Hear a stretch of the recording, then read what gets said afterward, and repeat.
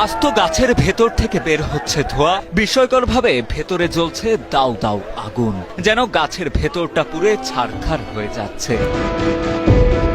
এ আগুন এমনই আগুন খোদ ফায়ার সার্ভিসের কর্মীরাও এসে নেভাতে পারেননি তা। তাজা গাছের ভেতরে আগুন জ্বলার খবর চারদিকে ছড়িয়ে পড়তেই দূর দূরান্ত থেকে এসে ঘটনাস্থলে ভিড় করছেন শত শত উৎসুক জনতা। এলাকায় সৃষ্টি হয়েছে ব্যাপক চাঞ্চল্যের। আগুনটা যে কিভাবে ধরে এটা তো আমরা বলতে পারতেছি না। এখন তো নিচে হয়তো বা অনেকে খড়কুটা ফেলে, এখন ওখানে আগুন দিছিল কিনা মনে করতেছে অলৌকিক একটা ঘটনা বা একটা দাবানল সৃষ্টি হয়েছে এখানে, যত সম্ভব বোঝা যায়। ভিতর থেকে প্রতিটা ডাল থেকে যেভাবে আগুন বাড়াইতেছে তাতে গাছের মানে বয়স অনুপাতে বলা লাগে প্রায় 50 বছর বয়স হয়েছে গাছে। আমি সকালে এসে যখন দেখলাম এই অবস্থা, আমি নিজেও ভিডিও করে নিলাম।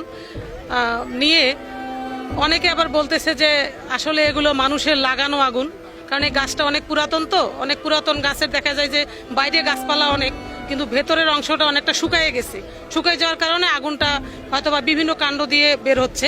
1 জুলাই শতবর্ষী করাই গাছ থেকে আগুন বেরোনোর এই ঘটনাটি ঘটে কুড়িগ্রাম চিলমারী উপজেলার রমনা রেল স্টেশন চত্বরে। স্থানীয়রা জানান, সকালে বিশাল গাছটি থেকে ধোঁয়া বের হতে দেখেন অনেকে। কাছে গিয়ে দেখেন মাটি থেকে প্রায় 10-12 ফুট ওপরে শতবর্ষী ওই গাছের বিভিন্ন ডালের ভেতর থেকে দাউ দাউ করে জ্বলছে আগুন।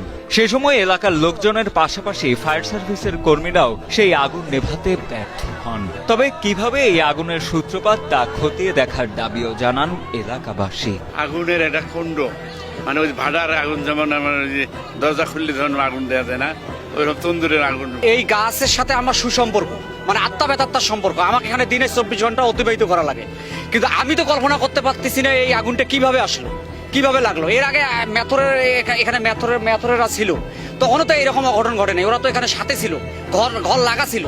কিন্তু এই স্টেশন সম্বন্ধে তো আমার যেহেতু রিজেক, আমি কর্ম করি খাই এখানে, কিন্তু আমিও ভাবতে পারতেছি না আল্লাহর একটা লীলা খেলা।